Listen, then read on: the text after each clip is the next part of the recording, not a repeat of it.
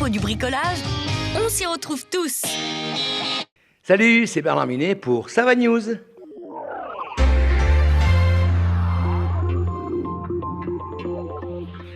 Oui, donc aujourd'hui nous organisons à Challes-les-Eaux la première édition du festival Rétro Game et Manga dans notre espace Bellevarde que nous avons inauguré en fin d'année.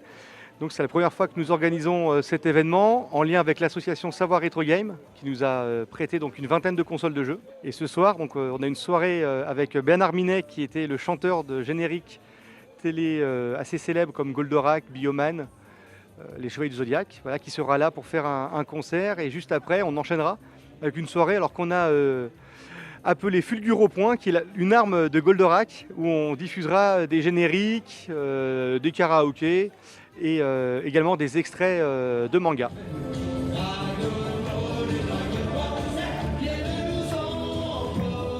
C'est pas la première fois et je suis surpris parce que tout à l'heure, ils m'ont dit que ça faisait 9 ans. C'est incroyable, ça passe très vite. C'était la foire à Chambéry. Oui, non, c'était très sympa parce qu'il y avait beaucoup de monde et il y avait une bonne ambiance.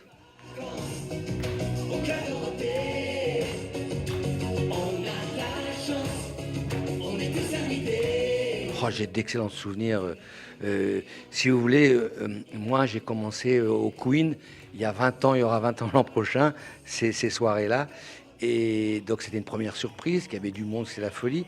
Puis après j'ai fait les boîtes de nuit et aussi après les soirées étudiantes, les plus grandes soirées étudiantes. Alors peut-être que ça c'est de mes meilleurs souvenirs. Je suis allé dans toutes les grandes écoles, même à Saint-Cyr. C'est un souvenir, je m'en souviens encore comme si c'était hier. Et moi ça m'a fait plaisir de rencontrer toute cette jeunesse-là, vraiment.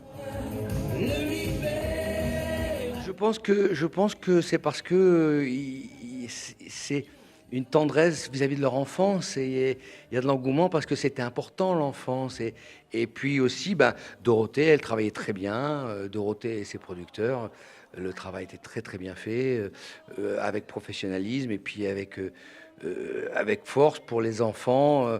C'est pas parce que c'était des enfants, si vous voulez, que c'était bâclé. Bien au contraire, le public était très respecté. Non, je suis très content, moi, d'avoir participé à cette aventure. C'est formidable. Oui, Dorothée, j'ai des SMS maintenant, de temps en temps. Et puis, on a des contacts, mais elle va bien, elle est très heureuse. Et ça, c'est le principal.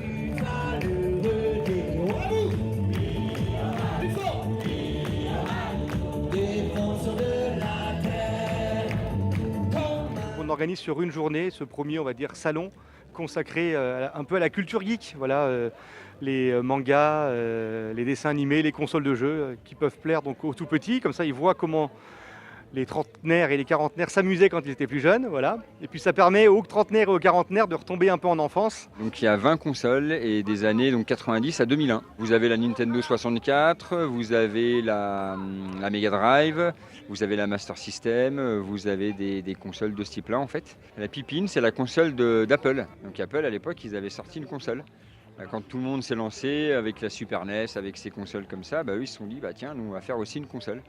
Avant tout ce qui est iPhone, avant tout ce qui est les Apple Watch et tout ça, ils ont sorti des consoles qui n'a pas marché du tout. Il y a eu 340 000 exemplaires, ça n'a pas marché. Ils ont arrêté. Comme chaque année, donc en fait, on fait le Savoir Retro Game Festival qui a lieu à Chambéry, comme tous les ans, au phare. Et donc cette année, c'est le 5 et 6 octobre. C'était votre reportage Savoie News avec l'entrepôt du bricolage, des prix et des sourires.